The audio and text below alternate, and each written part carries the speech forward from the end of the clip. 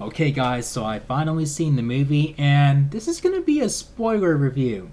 I cannot really share my thoughts dodging spoilers, so I'm not gonna do that. So this is gonna be a spoiler review. That is your warning.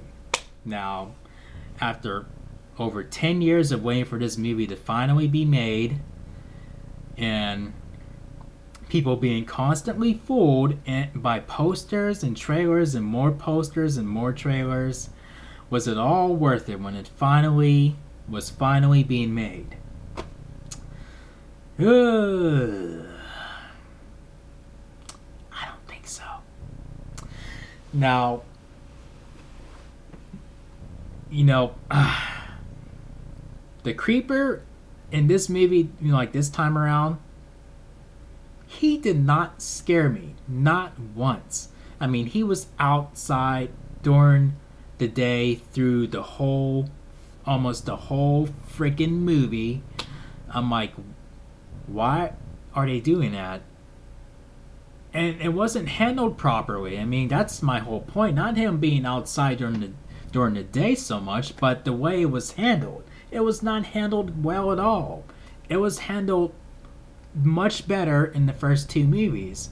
Probably because you did not see him outside during the day that much in those movies.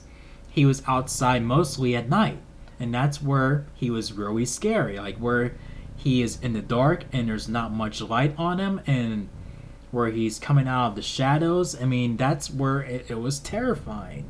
But here he is like outside in the daylight. He's not hiding or anything like that, and it's like, this is not working for me. It's really not. And the characters, I didn't care for them. I wasn't rooting for them to survive. I mean, like, I was like with the first one, I was really rooting for Trish and Derry. I mean, like I invested into their brother sister bond, like in the beginning, like where they're making fun of each other, and I was enjoying it, and I'm like, I really like these characters. And when it got to the end of the movie, like where the creeper grabs Derry and flies off with him, I was like, no, don't do it. No, I did not want either one of them to die. I'm like, no, don't do it. And it really left, it really just left an impact on me, like when that happened. Now with Jeepers Creepers 2, I didn't really care for the kids that much. I mean, I really didn't. I mean, the Ray Wise character was the one character I really cared about. I mean, like I really wanted him to go after the creeper and just basically mutilate him, and then when he finally does it, I was like, yes, yes. But with the kids, however, I'm like, meh. I wasn't ready for any of them to die or to hide under the bus or to run or any of that shit. But that movie was still way better than this garbage. Way better. And then when this basically this movie takes place right after the first movie and before the events of the second movie.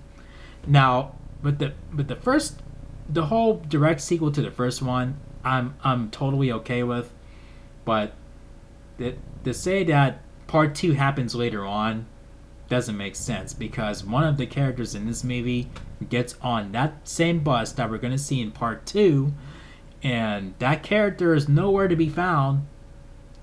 You see how that doesn't make sense? And also, Trish makes a cameo in this movie.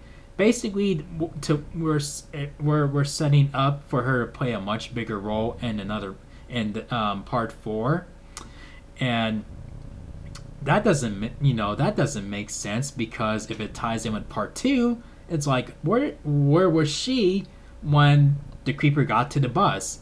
I mean, did her and the creeper have their little showdown before they went to the school bus, and then she what kind of I guess she dies, and then that's where the Ray Wise character steps in and basically defeats the creeper.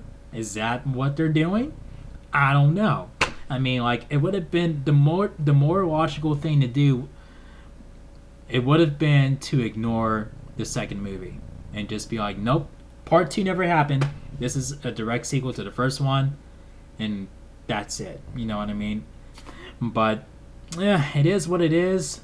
I mean, You know, the very few things that I did like about the movie was not enough to save the movie. It was still underwhelming. It was still garbage, and it felt like a spit in the face to the fans. Like they've been wanting this for years and years and years and years, and they finally get it, and it's just not handled properly. And one of the characters in the movie has a hold of the creeper's severed hand, where they dig it up out of the ground, and then for some reason she grabs a hold of the hand, and then the hand grabs her hand right back and lifts her up in the air, and her eyes start rolling in the back of her head. And I'm like, what the fuck is going on?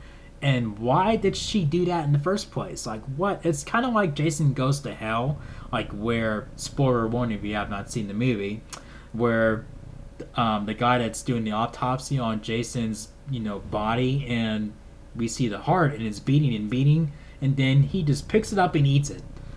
Without any reason whatsoever, without any logical reason whatsoever. Like, what the fuck? I mean, the same thing with this.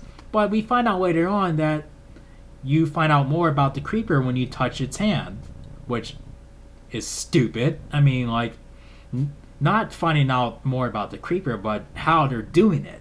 I'm like, what the fuck? And then they have, characters who we have not seen before come into the story, and they know about, and they've known about the creeper for some time, but they do not help progress the story at all. And one of them is like a Creighton Duke wannabe, and I didn't care for him at all. I mean, like, nobody was badass, nobody was likable, nobody. I mean, everybody was expendable. Yeah, I mean, everybody was liability. Every single character was a liability. Like, I don't care. I mean, it was a complete mess. I felt like this was a total disrespect to the fans. They could have put more effort into this. I mean, come on. But with that all being said, this gets 1 chair spin out of 5. So here we go. 1 chair spin. So, yeah, this movie basically was trying to set up for part 4, while, you're going to learn more about the creeper. Trish is going to come back. She's going to get revenge or whatever. And I don't see how that ties in with part 2. I mean, it would have been better if they just ignored part 2. I mean, I'm all for Trish coming back and basically ready to, retaliate. But this could have been handled so much better. And I know there's an unrated version. I saw the theatrical version. And some of you may be saying, but the unrated version has some better scenes and blah, blah, blah. Well, I'm not going to watch it. I had no desire to. And I was going to review the first 2 movies before I saw this movie. I don't have the motivation to do it. Not now. I may review those 2 movies later on down the stretch. But right now, this movie knocked that motivation right out of me. It really did. I'd much rather watch the bloody murder movies. If you don't know what they are, look them up. I mean, the acting and the violence is very super, super shitty, but I had more fun watching those movies than I did watching this one. So, if you guys enjoyed my review enjoyed my review on this piece of shit, make sure you thumb up the video, quick subscribe if you're new to the channel. Thank you for watching, and I'll see you guys in the next video. Peace out, y'all.